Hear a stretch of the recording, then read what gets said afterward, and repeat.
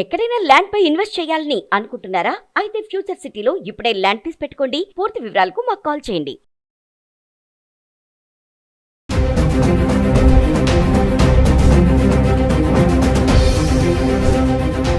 నమస్తే, welcome back to Suman TV. ప్రస్తుతం మనతో పాటు ఉన్నారు consumers affairs committee chairman Mandari Krishnareddy గారు. నమస్తే సార్. నమస్తే అమ్మా.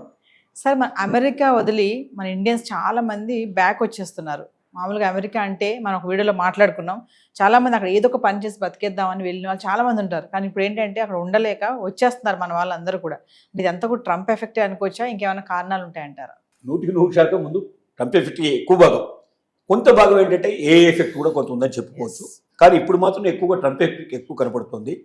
ట్రంప్ చేసిన పని ఏమిటంటే, అసలు గ్రీన్ కార్డు హోల్డర్స్ను కూడా నువ్వు అమెరికన్ సిటిజన్ కావు, నిన్ను ఎప్పుడంటే అప్పుడు పంపించడానికి మాకు హక్కు ఉంది, ఏ చిన్న తప్పు జరిగినా చిన్న పొరపాటు జరిగినా నిన్ను వెంటనే వీసా క్యాన్సిల్ చేసి పంపిస్తామని చెప్పి బెదిరించడం అనేది ఒక పెద్దగా చెప్పింది.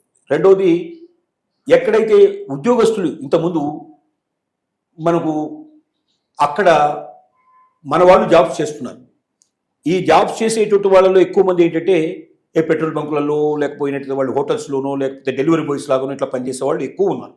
వ్యవసాయ కేంద్రాల్లో పనిచేసే వాళ్ళు చాలా ఎక్కువ మంది ఉన్నారు. వీళ్ళు గతంలో ఏం చేసేవాళ్ళు అంటే ఎక్కువ గంటలు పనిచేసేవాళ్ళు. వీళ్ళకి అన్ని గంటలు పనిచేయడానికి రైట్ లేదు. అక్కడ అమెరికన్ చట్టాల ప్రకారంగా లిమిటెడ్ అవర్స్ మాత్రమే పనిచేయాలి అనేది ఉంది. వాళ్ళకి జీతం కూడా ఎక్కువ ఇస్తున్నట్టుగా చూపించాల్సిన అవసరం ఉంది. మరి అమెరికన్స్ని పెట్టుకుంటే చాలా ఎక్కువ జీతం ఇవ్వాల్సిన పరిస్థితి ఏర్పడుతుంది. కాబట్టి ఇండియన్ ఆఫీసులు పెట్టి వాళ్ళు ఒక రకంగా తక్కువ ఖర్చుతో నడిపించేందుకు ప్రయత్నం చేస్తూ ఉన్నారు వాళ్ళ వ్యాపారాన్ని. ఇప్పుడు ట్రంప్ తీసుకొచ్చిన చట్టాలన్నీ కూడా చాలా స్ట్రిక్ట్గా ఉండడం వల్ల అలాంటి వాళ్ళని అకామిడేట్ చేయడానికి కష్టంగా ఉంది. కాబట్టి అలాంటి వాళ్ళని వెళ్ళిపోవాలని చెప్పి పంపించాల్సిన పరిస్థితి ఏర్పడుతుంది. చాలామందిని వీసాలు ఎక్స్టెండ్ చేసుకుంటూ అక్కడ ఉన్న వాళ్ళు చాలామంది ఉన్నారు. అంటే వీసా లేదు వాళ్ళకి, వాస్తవంగా 6 నెలలకు గడువుకి వెళ్ళారు, కానీ అక్కడ స్థిరపడిపోయారు. అంటే వాళ్ళందరూ కూడా ఒక రకంగా ఇల్లీగల్ ఇమిగ్రేట్స్ కింద లెక్క వాళ్ళు. ఇప్పుడు ఇంతకుముందు పెద్దగా ఎవరు పట్టించుకోలేదు. ట్రంప్ కన్నా ముందు ఉన్న వాళ్ళు, బైడెన్ కానీ వాళ్ళు కానీ ఎవరు కానీ పట్టించుకున్న పరిస్థితిలో ఏదో వచ్చారు, ఒకసారి అమెరికా వచ్చారు, ఇక్కడ సెటిల్ అయ్యారు, ఏదో ఒక పని చేసుకొని బతుకుతున్నారు. ఇక్కడి వాళ్ళు కూడా చాలా అవసరం కదా అనే ఉద్దేశంతో దృక్పథంతో నడిచిపోయింది. కానీ ఇప్పుడు ట్రంప్ వచ్చిన తర్వాత అలాంటి వాళ్ళందరినీ ఏరి బయటకు పంపించేస్తున్నాడు. ఆయన పట్టుకొని బలవంతంగా సంకెళ్ళు వేసి పంపించేదానికన్నా మనంతరం మనం వెళితే చాలా బెటరు. అనవసరంగా ఇక్కడ ఉండి ఆ రకమైన అవమానంతో మనం వెళ్ళేదానికన్నా పోవడం చాలా మంచిది. ఎలాగో ట్రంప్ మనం బతకనీయడు, 3 ఏళ్ల పాటు వెతికి మనల్ని పట్టుకుంటాడు. తర్వాత కూడా ట్రంప్ మీద విపరీతంగా ఒక రకంగా అంటే 2 రకాలు ఉన్నాయి. వ్యాపారాలు నష్టపోవడం వల్ల కొంతమంది వ్యాపారస్తులు వ్యతిరేకమైనారు. తర్వాత విపరీతంగా ట్యాక్సెస్ వేయడం వల్ల కొంతమంది కస్టమర్స్ అంతా కూడా వ్యతిరేకమైనారు. కానీ మళ్ళీ ఇప్పుడు ఏమైందంటే ట్రంప్ రాజీపడి ఈ ట్యాక్సెస్ అనేటువంటి బాగా తగ్గించేసేసి అందరితో రాజీపడి వాళ్ళు మన దేశం మీద మన దిగుమతుల మీద కూడా వాళ్ళు అమెరికా నుంచి పంపించే వాటి మీద కూడా మనం ట్యాక్స్ తగ్గించేటట్టు చేసుకొని ఆ రకంగా బెనిఫిట్ ఉభయత్రం వచ్చేట్టుగా చేశాడు. మొదట బాగా ఇబ్బంది పడ్డేటువంటి అమెరికన్స్ కూడా ఇప్పుడు ఏం గ్రహించారంటే మన అమెరికాకు చాలా మేలు జరిగింది, మన ట్యాక్సెస్ కూడా ఇతర దేశాల్లో మన వస్తువులు ఎక్కువ అమ్ముకునే పాసిబిలిటీ ఏర్పడుతుంది, కాబట్టి మనం ఇండస్ట్రీస్ బాగా డెవలప్ చేసుకోవచ్చు, ఎంటర్ప్రెన్యూర్షిప్ డెవలప్ చేసుకోవచ్చు అనే ఉద్దేశం కూడా ఉన్నారు. కాబట్టి రోజు రోజుకి మళ్ళీ కొంచెం ట్రంప్కు సపోర్ట్ పెరిగే పరిస్థితి ఏర్పడింది. ఈ పరిస్థితుల్లో, ఈ సిచ్యువేషన్స్లో ఇక ట్రంప్ మనల్ని ఎలాగూ ఇక్కడ ఉండనివ్వడు, కాబట్టి మనం జాగ్రత్త పడి ముందే వెళ్ళడం మంచిది. ఎలాగో ఉద్యోగం చేసుకోలేకపోతున్నాం, ఉపాధి చేసుకోకపోతున్నాం, కోల్పోతున్నాం మనం అనేటువంటి ఉద్దేశంతో ఎవరైతే ఇల్లీగల్ ఇమిగ్రేట్స్ ఉన్నారో వాళ్ళందరూ వెంటనే వెనక్కి వచ్చే ప్రయత్నాలు చేస్తున్నారు. ఈవెన్ ఏ ఎఫెక్ట్ కూడా ఉండడం వల్ల ట్రంప్ కాకుండా ఆర్టిఫిషియల్ ఇంటెలిజెన్స్ కూడా కొంత పని చేస్తుంది.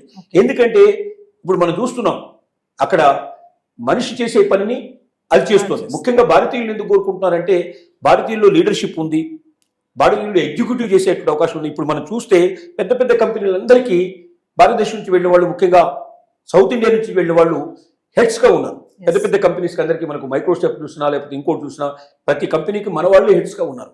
అంటే ఒక పెద్ద ఆర్గనైజేషన్ నడపగలిగేంత లీడర్షిప్ క్వాలిటీస్ మన దగ్గర ఉన్నాయి. కానీ ఏ వచ్చిన తర్వాత ఎవడు నడపాల్సిన అవసరం లేదు, ఏ నడుపుతుంది కావాలంటే అనేటువంటి పరిస్థితులు ఏర్పడిన తర్వాత అలాంటి వాళ్ళకు కూడా భయం పట్టుకుంది. కాబట్టి చాలామంది ఇంకోటి ఏమైందంటే ఇతర దేశాల్లో ఎవరైతే వచ్చి అక్కడ కంపెనీస్ నడపాల్సుకున్నారో వీసాలన్నీ ఆపేయటం వల్ల కంపెనీ ఎక్స్పాన్షన్ ఆగిపోయింది. బయట వాళ్ళు ఎవరు ఎక్స్పాన్షన్ వాళ్ళు చేసుకోవడానికి పాసిబిలిటీ లేకపోయిన పరిస్థితి పడింది. దాని ఎఫెక్ట్ కూడా చాలా పడింది. దాని ఎఫెక్ట్ పడటం వల్ల కూడా అక్కడ ఉన్నటువంటి కంపెనీలు రన్ చేయాలంటే కొత్త వాళ్ళని పంపిస్తే కానీ అది ఇంకా బాగా ఎక్స్పాండ్ చేసే అవకాశం ఉంది. ఉన్న ఎక్స్పాన్షన్ సరిపోవడం లేదు. అలాంటి పరిస్థితులు ఏంటంటే కొంతమందిని విత్డ్రా చేసేసి ఇండియాకు పిలిపించేటువంటి ప్రయత్నం కూడా కొంత కంపెనీలు చేస్తున్నాయి. ఇలాంటి అన్ని రకాలైనటువంటి ఒత్తిళ్ల వల్ల అక్కడ ఉండడం కన్నా భారతదేశానికి వెళ్ళి ఇప్పటి నుంచి అక్కడ ఏదైనా మనకు ఎంటర్ప్రీనర్షిప్ స్టార్ట్ చేసి మనం ఒక కంపెనీ స్టార్ట్ చేసి ఎంతో కొంత మనం పురోగతి సాధిస్తే వాడు మనల్ని మెడబట్టి బయటికి పంపించేదానికన్నా మనమే పోవడం మంచిది అనేటువంటి దృక్పథంతో ఎక్కువ మంది ఖాళీ చేసి ఇండియాకు రావడానికి ప్రారంభించారు. చాలా వందలు కాదు వేల సంఖ్యలో వస్తున్నట్టుగా వార్తలు వస్తున్నాయి. ఇలాంటి పరిస్థితుల్లో కొన్నాళ్ళు పోయిన తర్వాత ఇక అమెరికాలో 100% నేను సేఫ్గా ఉండగలుగుతున్న వాళ్ళు తప్ప మిగతా వాళ్ళు ఎవరు అక్కడ ఉండకపోయినా మనం ఆశ్చర్యపడాల్సిన అవసరం లేదు. అంటే సార్ ముందు ముందు అమెరికా వెళ్ళాలనే ఆలోచనని విరమించుకోవాలంటారా? ఈ 3 సంవత్సరాల పాటు ట్రంప్ ఉన్నంత కాలం, ట్రంప్ ఉన్నంత వరకు. తర్వాత ట్రంప్ రాకపోతే లేదా ట్రంప్ లాంటి వాడే రాకపోతే మనం ఏదైనా చేయగలుగుతాం.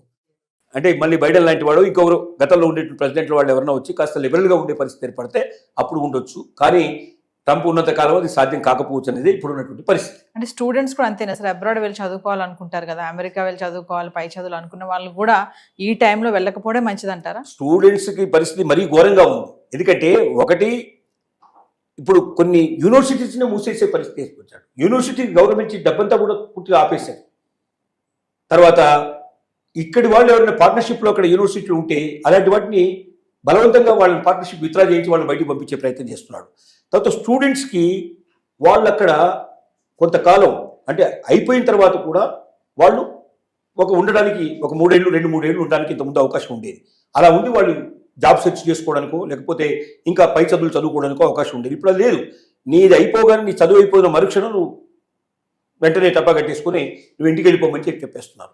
ఇలాంటి పరిస్థితుల్లో బయట పనిచేయడానికి కూడా స్టూడెంట్ బయటకు వెళ్ళి పనిచేయడానికి వీల్లేదు. ఓన్లీ యూనివర్సిటీ ఆవరణలోనే పనిచేయాలి, బయటకు వెళ్ళి పనిచేయడానికి వీల్లేదు. ఇప్పుడు వాళ్ళు ఇంతకుముందు బయటకు వెళ్ళి పనిచేస్తున్నారు, డెలివరీ బాయ్స్గానో ఏదో పెట్రోల్ బంకులోనో లేకపోతే హోటల్స్నో అక్కడ పనిచేస్తున్నారు. ఇప్పుడు ఆ పని చేసే అవకాశం కూడా వాళ్ళకి కోల్పోయారు. అంటే ఇంటి దగ్గర నుంచి తెచ్చుకొని ఇక్కడ తింటే తప్ప బతకలేని పరిస్థితి. చాలా మంది ఏంటంటే మనకు ఎంత ఖర్చు కావాలో ఎంత అక్కడికి రావడానికి కావాల్సినటువంటి దాంతో వరకు మనం ఏదో దీంట్లో తీసుకొని బ్యాంకులోనో అదో తీసుకొని మిడిల్ క్లాస్ వాళ్ళంతా అక్కడికి చేరారు.